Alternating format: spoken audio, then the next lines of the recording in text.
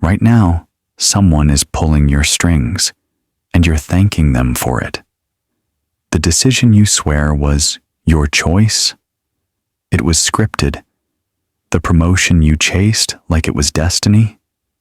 That seed was planted in your mind months before you even knew you wanted it. The argument you're proud of winning, you didn't win anything. They needed you to believe you did. The person you're obsessed with, they engineered that obsession. This isn't paranoia. This is power. The real kind. The ancient kind. The kind Machiavelli warned about 5 centuries ago. A world where influence hides behind silence, where control feels like freedom, and where the most dominant people never raise their voice, because they already own the outcome. Today, we're tearing open those hidden mechanics, Machiavelli's 13 reverse psychology weapons, not theories, not tips, weapons, tools designed to make people resist just enough to feel independent, while walking exactly where you want them to go. And here's the part most people never realize. Every interaction you have is a silent struggle for control, a negotiation, a test, and the person who notices it first wins before the other even knows a game began. Tactic 1. The illusion of control. Tell someone what to do and watch them become a wall. Give them a choice between 2 options you designed. They'll thank you for the freedom Machiavelli discovered something brutal. People will die for the feeling of independence, but they don't actually want the burden of it. They want to believe they're steering, while someone else holds the map. Here's how it sounds in real life. You can handle this however you want, but just know, people who choose that route usually get labeled as unreliable. You didn't give an order. You painted a picture. Now they'll follow your path just to prove they're thinking independently. The genius? You never touched their ego. You just showed them the cliff and let their survival instinct do the rest. They'll tell themselves they made the smart choice. You'll know you built the only road they could take. Tactic 2. The forbidden apple. Want to make something irresistible? Put a fence around it. Machiavelli would make ideas seem too dangerous, too controversial, too risky to touch. Then he'd watch as people picked them up like weapons, fighting for what they thought was rebellion. They believed they were defying authority. In reality, they were following his script word for word. This is why banned books become bestsellers. Why Don't Look guarantees everyone looks. Prohibition is the fastest form of advertising because it transforms desire into identity. When you tell someone they can't have something, you're not just denying them, you're challenging who they think they are. The forbidden apple doesn't just tempt, it conscripts. Tactic 3. The weak suggestion. Never grab, always dangle. Maybe this isn't the best idea, but it might solve our problem. That sentence doesn't push, it pulls. It lowers defenses, because it sounds like thinking out loud, not commanding. And when curiosity replaces resistance, people will sell themselves on your idea, harder than you ever could. Machiavelli understood that confidence without attachment is more persuasive than any argument. When you act like you don't need to be right, others want to prove you are. It's the psychological equivalent of walking away from a negotiation. Suddenly, they're chasing you.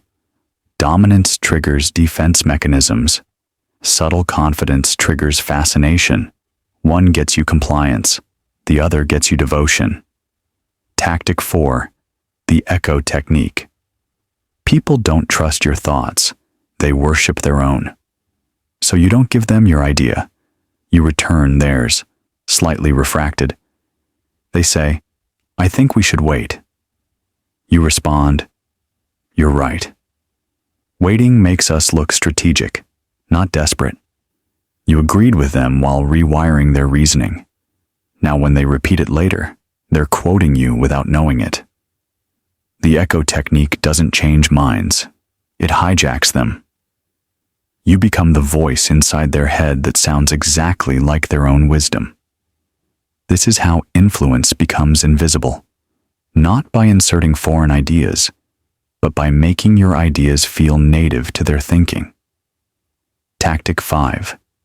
The pretended indifference. Nothing triggers hunger like someone who doesn't seem hungry. Indifference is power because it reverses the emotional economy. The moment you act like you don't need something, everyone assumes it must be valuable. People chase what doesn't chase back, not out of masochism, but because scarcity signals worth. Machiavelli would let others believe they were earning his favor while he controlled the entire pace of the relationship. In business, romance, or negotiation, appearing uninvested gives you leverage. Desperation leaks weakness. Calm radiates strength. The person who cares less controls the terms always. Tactic 6. The reverse threat. Instead of, if you do this, there will be consequences. Try this. Do what you must. I'll adapt. Watch what happens. Their brain short circuits. Why aren't you fighting? Why aren't you scared? Your lack of resistance becomes the most unsettling threat possible because it suggests you've already calculated every outcome and still feel untouchable. Often, they'll comply just to restore the familiar power dynamic. Machiavelli knew that calmness in conflict isn't weakness. It's a declaration that you're playing a different game entirely, one they don't understand. Panic reveals vulnerability. Stillness reveals mastery. Tactic 7. The mirror trap. You don't mirror their words. You mirror their emotions. When they're defensive, you go quiet. When they're calm, you open up. Machiavelli noted that emotional synchronization creates trust faster than any logical argument. People feel understood, and feeling understood dissolves suspicion. Once someone believes you're on their side emotionally, you can lead them anywhere. Not through deception, but through resonance. They'll follow your guidance because it feels like self-guidance. The mirror trap works because humans crave emotional validation more than they crave truth. Tactic 8. The self-image. Hook. Everyone has a version of themselves they're desperate to protect. You don't tell them they're wrong. You say, "You're usually so sharp about these things. I'm surprised you missed that." Now their ego demands they correct the mistake. Not because you asked, but because you threatened their identity. Machiavelli understood that people are more loyal to their self-image than to reality. Control how they see themselves, and you control their actions. The self-image hook isn't manipulation. It's activating the mechanism they already use to make every decision. You're not changing them. You're just choosing which version of them shows up. Tactic 9. The seed of doubt. Sometimes you don't convince anyone of anything. You just ask one quiet question. Are you sure that's how it happened? Interesting. I heard it differently. You didn't challenge them directly. You turned their certainty into hesitation. Once someone starts defending their decision to themselves, you've already won. They'll argue both sides in their mind, and eventually, your seed grows into their conclusion. Doubt doesn't need to be loud, it just needs to be precise. One question at the right moment can unravel months of conviction. Tactic 10. The strategic surrender. Occasionally, pretending to lose gives you everything. Machiavelli would retreat just enough to make opponents overconfident. When someone feels like they've beaten you, they lower their guard. And that's when real influence slips in, unnoticed, uncontested. If you ever meet someone impossible to persuade, agree with them once. Watch how fast they start softening to your ideas. Victory makes people generous. Defeat makes them vigilant. By surrendering the battle, you win the war. This is why the smartest negotiators know when to fold, not because they lost, but because losing is the setup for the next win. Tactic 11. The contrast principle. You don't sell the plan. You show them the nightmare of not taking it.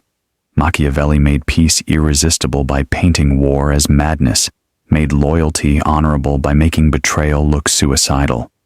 The contrast principle isn't about making your option good. It's about making the alternative unbearable. Politicians do this constantly. Marketers weaponize it. But Machiavelli refined it into an art form. When you control the comparison, you control the conclusion. The decision isn't between yes and no anymore. It's between safety and disaster, and everyone chooses safety. Tactic 12. The silence game. Most people can't handle silence. They'll fill it with explanations, confessions, justifications, all of which hand you power. Silence is how you let their words become their trap. Machiavelli understood that speaking less creates fear, curiosity, and projection. People imagine what you're thinking, and in that imagination, they surrender control of their own narrative. A pause at the right moment says more than 1,000 arguments. It forces others to reveal themselves, while you reveal nothing.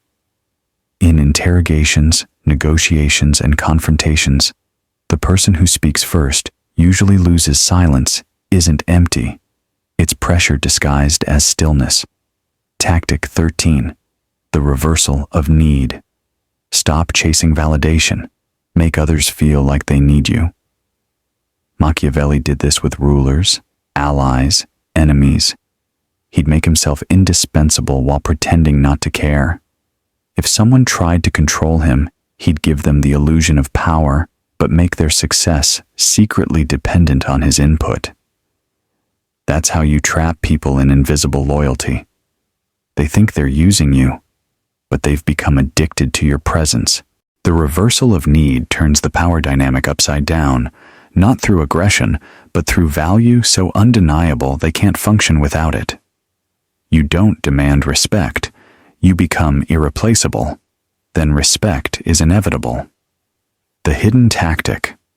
The most seductive form of persuasion is resistance, because nothing pulls the human ego harder than being told it can't, shouldn't, or won't. Tell someone you probably wouldn't understand, and you awaken a hunger to prove themselves capable. Say, "You're too emotional for this," and they'll twist themselves into proving the opposite. A gentle suggestion of weakness becomes an invitation for them to dismantle it with their own hands, accomplishing exactly what you intended without realizing the idea wasn't theirs. Machiavelli understood that pride outweighs logic, morality, even self-preservation. Once you make someone defend their pride, you no longer need to manipulate them. They will manipulate themselves. Everything in human behavior rests on one truth. People crave the feeling of autonomy, not autonomy itself. And the moment they sense they are being influenced, they will rebel, even if rebelling hurts them. Think about how many times someone made you chase them simply by pretending not to care, or how a superior let you choose something they decided hours ago, or how often you defended an idea seeded quietly into your mind. These are not coincidences. They are invisible strings tied to the illusion of control. When you finally see these strings, you stop arguing, stop convincing, and stop pushing. You become like water, shapeless, patient, impossible to pin down. Influence stops being loud and becomes silent, subtle, effortless. You guide through implication instead of instruction, suggestion instead of force, reflection instead of confrontation, because the moment you show authority, you give people a reason to resist it.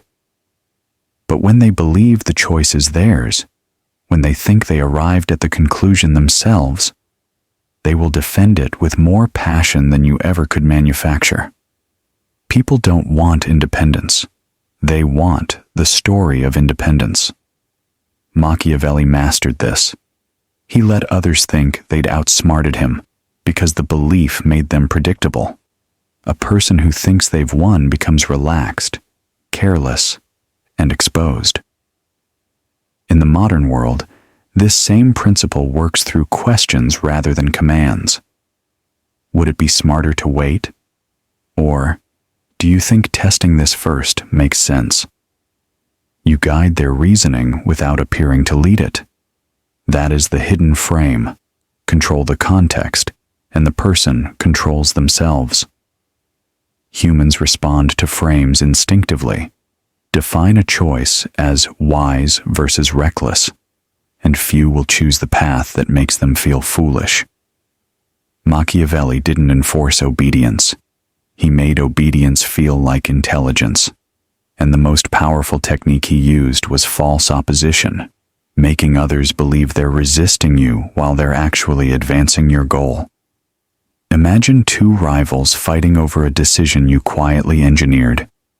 Imagine crowds arguing endlessly while moving in the exact direction you intended. Reverse psychology relies on polarity. The harder people fight for their opinion, the deeper they sink into the logic you planted. Machiavelli never argued. He built situations where he couldn't lose. You see this today when someone says, "Don't look," and you must look. When someone says, "You'd never understand," and you must prove them wrong. You think you're rebelling, but you're performing. This leads to the ego trap, where you flatter someone in a way that chains them to a behavior. You're too rational to be swayed by emotion. You give them an identity, and now they must act like that identity. Reverse psychology doesn't push, it shapes self-image. Machiavelli used this to forge loyalty not by demanding it, but by challenging it. People will sacrifice more for what they voluntarily choose than for any order. A detached leader creates a vacuum others rush to fill. This is the law of absence. The less you validate, the more others pursue your approval. Then comes controlled contradiction, behaving unpredictably just enough to keep others uncertain. Humans crave patterns. When they can't decode you, they become cautious, attentive, compliant. A slight unpredictability, supportive one day, indifferent the next, is enough to keep them off balance. Not chaos, but deliberate contradiction. When people can't read you, they try to please you. But it requires restraint. Too much cleverness reveals itself. Authenticity must be rationed, just enough truth to reinforce the illusion. This is the half-life of sincerity, where real and strategic blend until no one can distinguish the two. Then comes reverse desire, making what you want seem burdensome. If you want attention, act like attention complicates your day. People chase what rejects them, value what withdraws from them, and fight hardest for what appears to slip away. The same principle appears in the surrendered will, over-agreeing.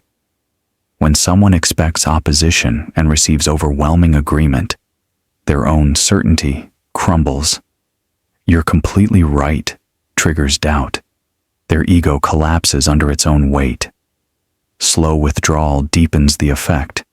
Consistent validation, followed by sudden, unpredictable absence, breeds obsession. People replay conversations, create theories, and unravel internally. Their confusion becomes attachment, and Machiavelli warned that mastery of these techniques requires detachment. Once you manipulate for ego, you lose control. The true skill is understanding people so deeply that influence becomes unnecessary. Argument dissolves, persuasion becomes silent, and you lead through environment, not force. Don't tell, frame, don't pursue, withdraw, don't pressure, mirror. Understand the psychological currents shaping behavior and steer them without being seen. The greatest influence is the influence no one notices. When people believe they are free, they are easiest to guide. When they believe they're rebelling, they are easiest to control. When they believe they're manipulating you, you've already won. The most dangerous form of reverse psychology is generosity, appearing as someone with no agenda. Calm confidence removes suspicion. A ruler who says, "Do what you decide," commands more obedience than one who demands compliance. Give people ownership, and they'll defend your interests as if they were their own. Let someone modify a detail of your plan, and now they think it's theirs. People never protect you. They protect what they believe they created. Admit a weakness that costs you nothing, and people overcompensate to prove they are reliable. "I'm not great with details. I'll trust your precision," turns them into eager contributors. Act underestimated, not weak, just unnoticed, and people relax around you, unaware they've already lost the strategic advantage. Power is not constant dominance, but timed dominance. Every underestimation is a weapon. When facing resistance, don't argue. Transfer weight. You may be right. Instantly, they work to prove you wrong. When someone expects a fight, surrender. Let silence do the persuasion.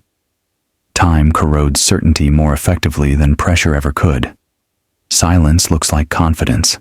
Urgency looks like insecurity. Machiavelli used silence as a blade. When you mirror someone's values, not their emotions, you become an extension of their conscience. They trust you without knowing why. Their internal compass becomes your influence.